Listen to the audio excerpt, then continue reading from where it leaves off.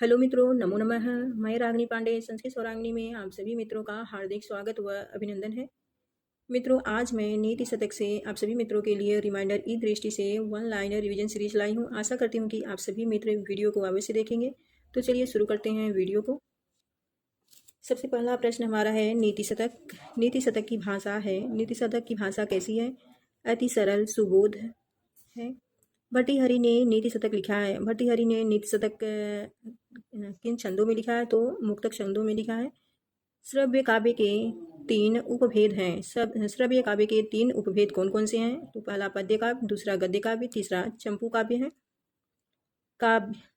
पद्य काव्य के 3 उपभेद हैं। पद्य काव्य के 3 उपभेद कौन कौन से हैं? महाकाव्य, दूसरा खंड काव्य, तीसरा गीति काव्य। काव्य के 2 भेद हैं। काव्य के 2 भेद कौन कौन से हैं? दृश्य काव्य, श्रव्य काव्य। शतक त्रय के रचयिता हैं। शतक त्रय के रचयिता कौन है? भर्तृहरि। भर्तृहरि के 3 शतक हैं। तो भर्तृहरि के 3 शतक कौन कौन से हैं? श्रृंगार शतक, नीति शतक, वैराग्य शतक। वाक्य परियम के रचयिता हैं भर्तृहरि। नीति शतक में पद्धतियां हैं। नीति शतक में कितनी पद्धतियां हैं? 11 पद्धतियां हैं। नीति शतक में छंद संख्या है। तो नीति शतक में कितनी छंद संख्या है? तो 111 छंद संख्या है। महाराज भर्तृहरि की प्रमुख रचनाएं हैं। तो महाराज भर्तृहरि की प्रमुख रचनाएं कौन कौन सी हैं? तो पहला नीति शतक, दूसरा श्रृंगार शतक, तीसरा वैराग्य शतक।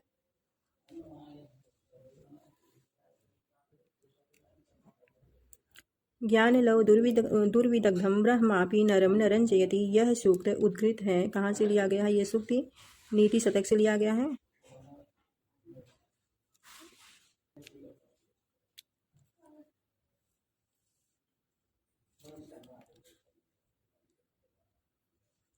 व्याकरण शास्त्र के दार्शनिक सिद्धांतों का पद्यों में मार्मिक विवेचन है।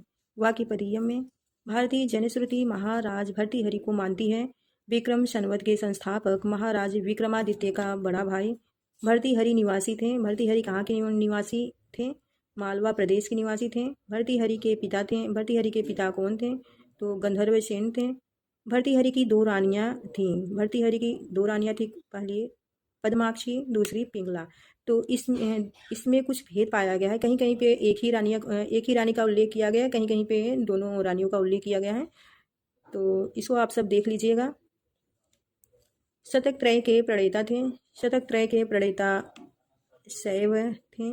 मुक्तक का लक्षण है मुक्तकम श्लोक एक चमत्कार क्षमम शताम।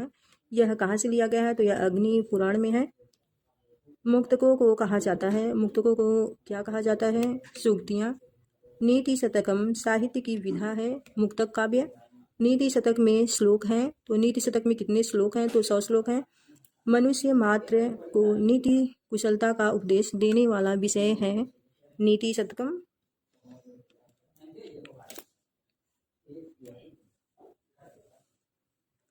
नीति शतकम अपनी गेयता के कारण है गीति काव्य। नीति शतक अपनी गेयता के कारण गीति काव्य कहा जाता है। बोधोपहतो चान्ये चीड़मंगे सुभाषितम शुक्तिरियम अस्ति नीति शतके। बोधारो मत्सरग्रस्ता प्रभवः शमय दूषिता। यह श्लोक, इस श्लोक में छंद है। तो इस श्लोक में कौन सा छंद है? श्लोक छंद है या अनुष्टुप भी कहते हैं। श्लोके षष्ठम गुरुगेयम सर्वत्र लघु पंचमम द्विचतुपादयोरश्व सप्तमम दीर्घम अन्ययोः। यह लक्षण है अनुष्टुप छंद का है। जीर्ण मंगे सुभाषितम, यहाँ सुभाषित अंग में अंगस्थ हुआ है भर्तृहरि के। ज्ञान लव दुर्विदग्धम ब्रह्मापि नरम न रंजयति। श्लोक में रंजयति का तात्पर्य क्या है? तो मन का समाधान करने से प्रसन्न या संतुष्ट करता है। थोड़े से ज्ञान से स्वयं को ज्ञानी मानने वाले मनुष्य को नहीं समझा सकते। तो थोड़े से ज्ञान से स्वयं को ज्ञानी मानने वाले मनुष्य को कौन नहीं समझा सकते?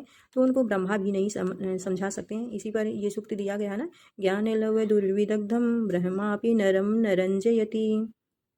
जनम ब्रह्मापि नरम न रंजयति, ज्ञान लव दुर्विदग्धम जनम।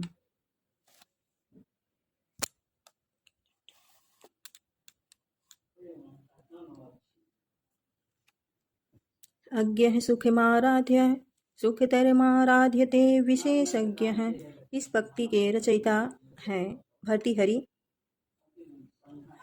न तु प्रतिनिविष्टे मूर्ख जन चित्ते माराधयेत्।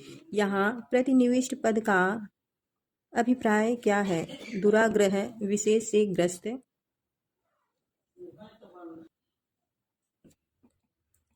भर्तृहरि ने मूर्ख एवं दुराग्रही व्यक्ति को प्रसन्न करने की अपेक्षा अधिक सरल नहीं कहा है। नाव से नदी पार करना। नीति शतकार के अनुसार सभा में उपाय के द्वारा मूर्ख अपनी मूर्खता को छिपा सकता है। तो मूर्ख अपनी मूर्खता को कैसे छिपा सकता है? तो चुप रहकर या मौन रहकर। स्वायत्ते मेकान्तहितं विधात्रा विनिर्मितं साधनम् अज्ञताया। यह सूक्ति किससे लिया गया है? तो यह सूक्ति नीति शतक का है। नीति शतकानुसारम मूर्खाणाम आभूषणम अस्ति। तो नीति शतक के अनुसार मूर्खों का आभूषण क्या है? मौनम। वारांगनेव नृपतिनेक रूपाः। सूक्ति उद्धृत है नीति शतक से। विभूषणम मौनम अपंडितानाम इति सूक्तिरस्ति। नीति शतके अब्रह्मणा आत्माधीनम एकांत गुणम योस्ति अपंडितानाम मौनावलंबनम। मनुष्य की कोटियां हैं। मनुष्य की कितनी कोटियां हैं? मनुष्य की 3 कोटियां हैं, नीच, मध्यम, उत्तम।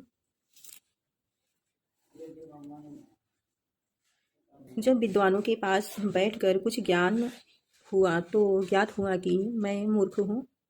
यदा किंचिज्ञोऽहं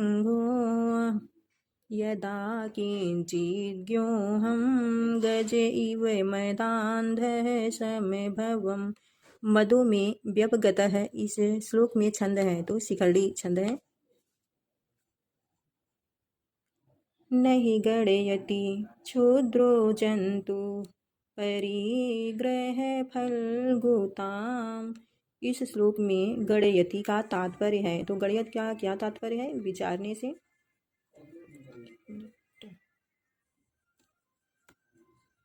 शक्यो वारयुतुम जलेन हुतभुक्।